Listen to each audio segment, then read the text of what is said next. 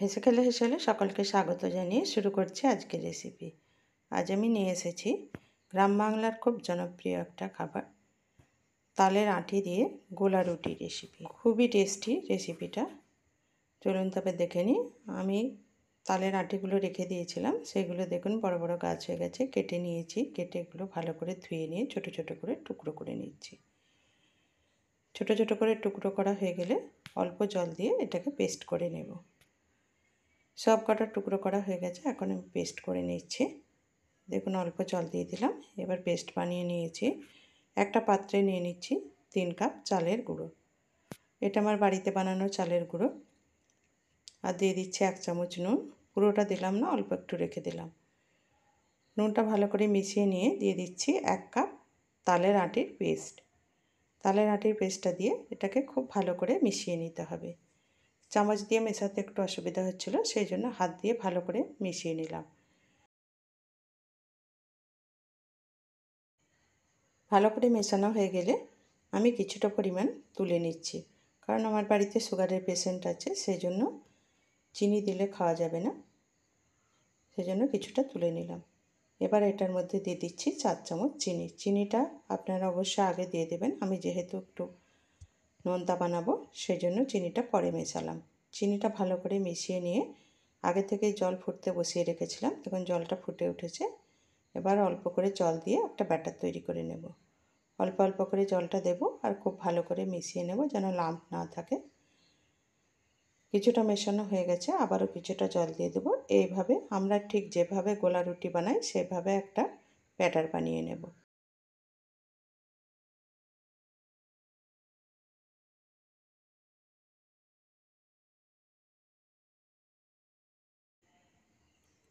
এই ব্যাটারটা রেডি হয়ে গেছে। দেখুন ঠিক এইভাবে বানিয়ে নিতে হবে।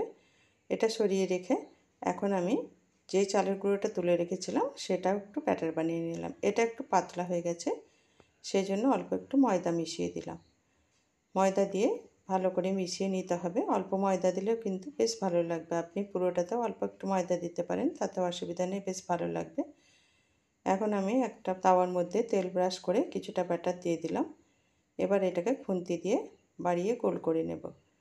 এই কাজটা আমার মা কাকিমারা তালপাতা দিয়ে বানাতেন। আমার হাতের কাছে তালপাতা নেই, সেই জন্য আমি খুন্তি দিয়ে এভাবে বাড়িয়ে নিলাম। উপর থেকে একটু তেল ব্রাশ করে দিলাম, তাহলে তাড়াতাড়ি পিঠেটা উপর দিক থেকেও সেদ্ধ হয়ে যাবে। এবার আমি 2-3 মিনিটের জন্য ঢাকনা দিয়ে দিলাম। গ্যাসের ফ্লেমটা মিডিয়াম টু হাই আছে। 2-3 মিনিট পর ঢাকনা খুলে পিঠেটা একবার উল্টে দিতে হবে। একটু সাবধানে উল্টাতে হবে, না হলে ভেঙে যেতে পারে। উল্টে আবারও 2-3 মিনিটের জন্য ঢাকনা দিয়ে দেবো। 2-3 মিনিট পর ঢাকনা খুলে আর একবার উল্টে দিচ্ছি। উল্টে পাল্টে এভাবে ভালো করে ভেজে নিতে হবে। একটা ভাজা হয়ে গেছে, এখন আমি আর একটা দিয়ে দেব। যদি খুন্তি দিয়ে পাড়াতে অসুবিধা হয় তাহলে একটু পাতলা করে এইভাবে শুধুই দিয়ে রেখে দেবেন, দেখবেন ছড়িয়ে যাবে। এভাবে বানাতে পারেন, তবে এটা ননস্টিক প্যানে হলেই সম্ভব, কারণ এটা প্লেন হয়।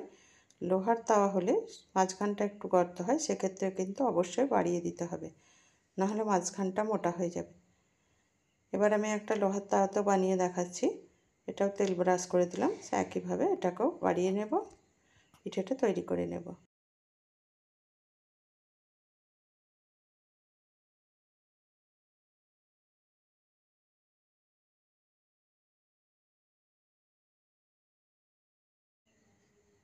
আমার রুটি রেডি হয়ে গেছে। একটা ছিঁড়ে দেখাচ্ছি কতটা সফট হয়েছে, একদম সফট এবং খেতে দারুণ দারুণ টেস্টি। আমার এই রেসিপিটা ভালো লাগলে লাইক কমেন্ট শেয়ার করে দেবেন। আজ এই পর্যন্তই। পরের দিন আবার চলে আসবো অন্য কোনো নতুন রেসিপি নিয়ে।